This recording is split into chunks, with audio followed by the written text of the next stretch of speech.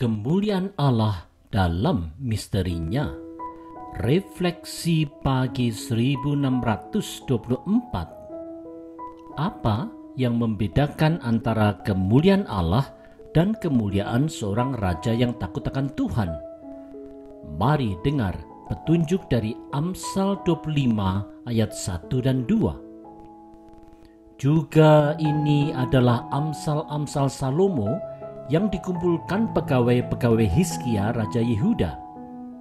Kemuliaan Allah ialah merahasiakan sesuatu, tetapi kemuliaan raja-raja ialah menyelidiki sesuatu. Saudara-saudara, dalam ketertarikannya akan tulisan hikmat, Raja Hizkia yang takut Tuhan telah memerintahkan untuk mengumpulkan berbagai tulisan dan ucapan Salomo dari 200 tahun sebelumnya. Sikap Raja Hizkia yang ingin menyelidiki hikmat Amsal itu menunjukkan kemuliaannya sebagai raja yang berhikmat. Di sisi lain, kemuliaan Allah justru ditunjukkan di dalam segala misterinya.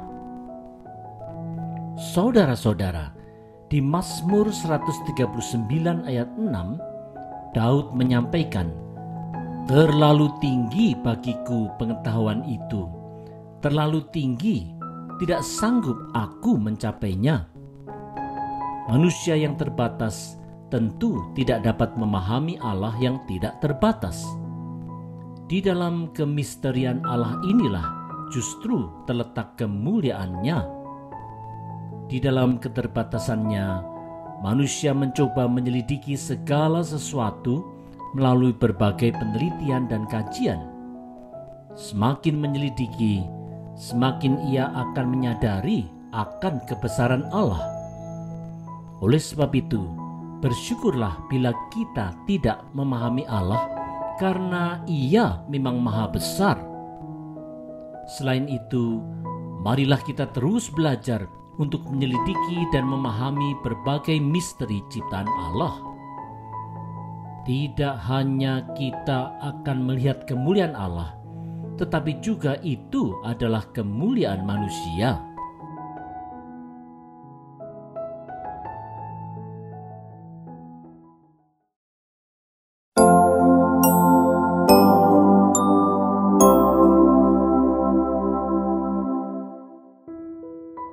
Bukan raja, tetapi Tuhan.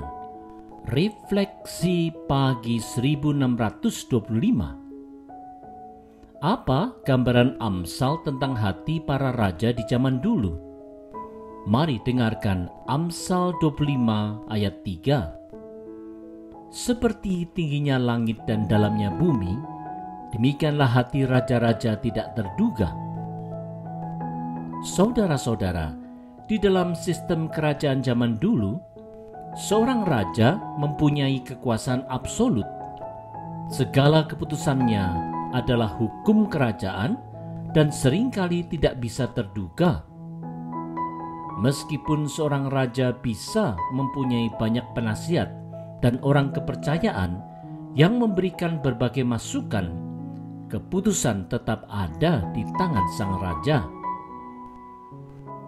Hanya saja, seberapapun berkuasanya seorang raja, ia tetap harus tunduk pada kehendak Tuhan, seperti yang diungkapkan di Amsal 21 ayat 1. Hati raja seperti batang air di dalam tangan Tuhan, dialirkannya kemana ia ingini. Saudara-saudara, di 2 Tawarikh 36 ayat 22, dituliskan bagaimana Tuhan menggerakkan hati Kores, Raja Persia, untuk menggenapkan firman yang diucapkan oleh Yeremia, sehingga bangsa Yehuda yang ada di pembuangan Babilonia bisa kembali ke Yerusalem. Walaupun Raja Kores adalah seorang raja dari kerajaan adikuasa pada waktu itu dan berkuasa penuh, tetap saja ia harus tunduk pada kemahakuasaan Tuhan.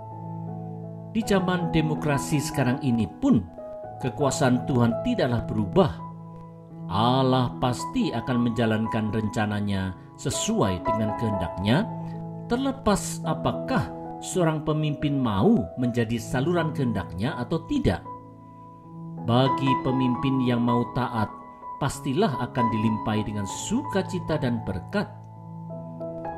Karenanya, mari kita taat.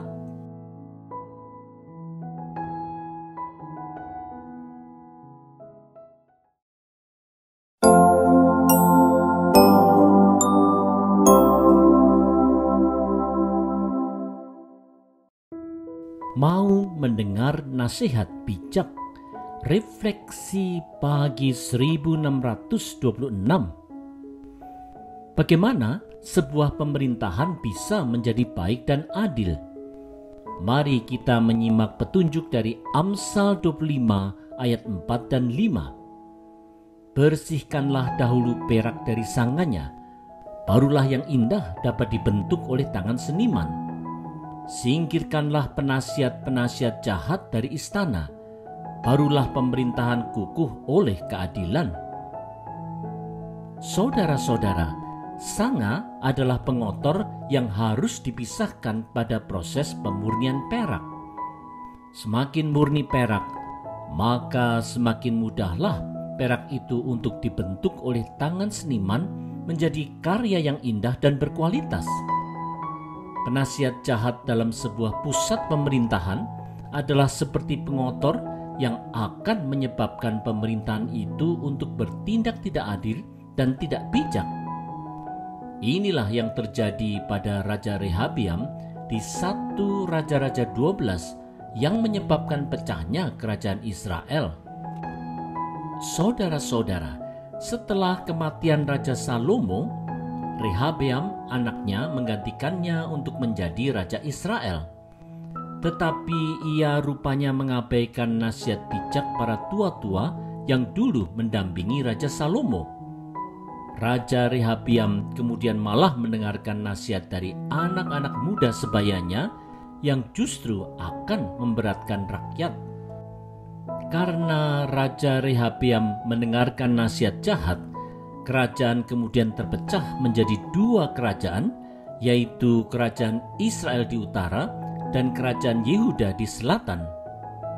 Oleh sebab itu, marilah kita dengar baik-baik nasihat bijak, tidak hanya di pemerintahan, tetapi juga di keluarga, pekerjaan, pelayanan, dan berbagai aspek kehidupan lainnya. Dengan penasihat-penasihat bijak, kita akan ditolong dan diarahkan untuk bertindak bijak untuk membawa berkat bagi sesama.